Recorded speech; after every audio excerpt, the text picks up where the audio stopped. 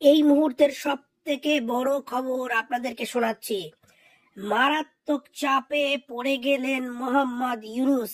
হ্যাঁ, আপনারা ঠিকই শুনেছেন, মোহাম্মদ ইউনুস, যিনি কিনা বাংলাদেশে অন্তর্বর্তীকালীন যে সরকার তার প্রধান উপদেষ্টা হিসেবে আছেন, তিনি মারাত্মক চাপে পড়ে গেছেন।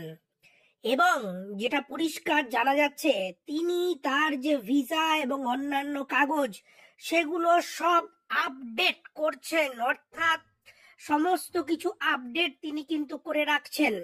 এখন প্রশ্ন হচ্ছে, তিনি কেন সমস্ত কিছু আপডেট করে রাখছেন?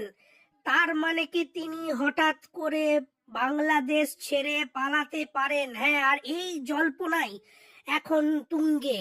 যারা রাজনৈতিক বিশ্লেষক তারা কিন্তু পরিষ্কার জানাচ্ছেন যে হঠাৎ করে মোহাম্মদ ইউনুস সমস্ত কাগজপত্র রেডি রাখছেন, আপডেট করছেন কেন?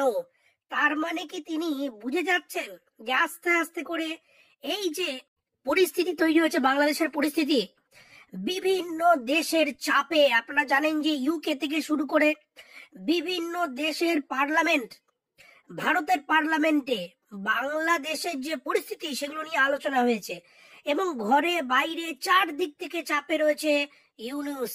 তো এমতো অবস্থায় তাহলে কি ইউনুস আলটিমেটলি বাংলাদেশ থেকে আমেরিকায় পালাবেন? এটাই এখন বিরাট বড় প্রশ্ন।